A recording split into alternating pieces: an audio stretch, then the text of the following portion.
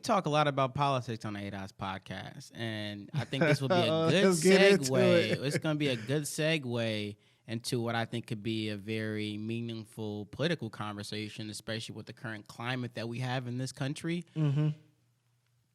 And I'm just going to be straightforward and honest with you. I'm just going to be a straightforward question. So besides the racist remarks by President Trump, do you agree or disagree with his stance of putting America first and that we need to bring jobs back here, we need to concentrate on American lives, and pretty much leave every other country off to fend for themselves because they don't care about America anyway? Right, okay. Paraphrasing some of those words from the president, of course. Yeah. Here's the thing about me is I don't act like I don't know what I don't know. So I just take what's given to me and I make my decisions based off what's given to me. Mm-hmm. And based off what I know so far, or what I feel like I know. Your lived experience. I want you to talk from your lived experience. Yeah, I'd say, I would be more for that happening. I would be more for jobs coming back into America, for America to prosper. It's just really hard to get. It's just Trump in particular. Mm-hmm. He does some good things, but he makes it really hard as a black person to support. When you refuse to, reject white supremacy on national television, it makes it really hard for me to get behind you. It's a no for me right there. Yeah, and period. And I know that he has the platinum plan, and I'm still to this day waiting for the Democrats to say what they're gonna do because they haven't said anything. So at the moment, as far as what they say that they're going to do for us, I'm really on Trump's side, but he's making it hard for me to vote for him. I can't, you know what I mean? I wouldn't say so much that you're on his side. It's that you're thinking about things and you're going about it in a process that's objective, right? And at least you're trying to. Yeah. But Trump makes it so hard to get behind him because he's so overtly racist. Right. And I've been critical of Joe Biden as well. I'm critical of every candidate. Oh, for sure. You have to be. I've had my criticisms of President Obama. I don't care, right? I like to say that I'm an intellectual and I can take in information, I can analyze it, and I can make well-informed decisions. Right. And I'd like to say that I'm not a sheep, that I like to think for myself. Right. But so I can agree with you that Trump has done some positive things. Right. But the simple fact that he cannot reject white supremacy and racism in this country, that he speaks upon people in this country like Mexican people, Latinx community in such a hateful way, right? I can't get behind that. And even if he isn't racist himself, the actions that he do, like the things that he do, it's definitely promoting racism in other people's minds. Oh, absolutely. It's not even a debate. I don't even know why people act like if you're a Trump supporter, you're not necessarily racist, but you're statistically speaking more likely to be racist. Definitely, right. How I feel. Or you're not denouncing racism. Yeah.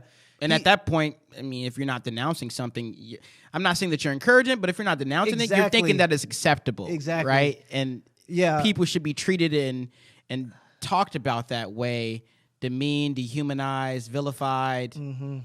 I can't get behind that. Right.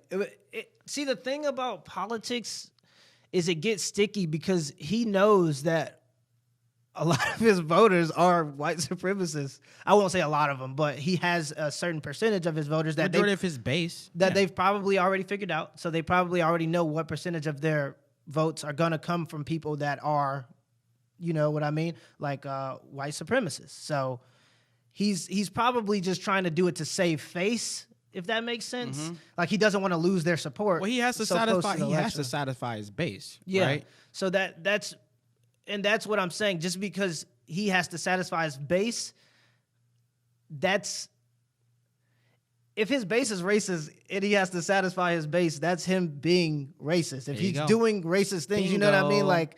And so that's just it makes it. I like sometimes where he's coming from in terms of being prideful and being American, but I don't like that. I can't do that part. That whole racist stuff, I don't like all that. And I do have the platinum plan up, so we'll go through some of the tenets of the platinum plan. But before we get into that, I will say that as an American descendant of the enslaved, American descendants of slaves, right, which is something you got to be specific about. Yeah, because exactly. There's a difference. Yeah, between... it is. It is a difference.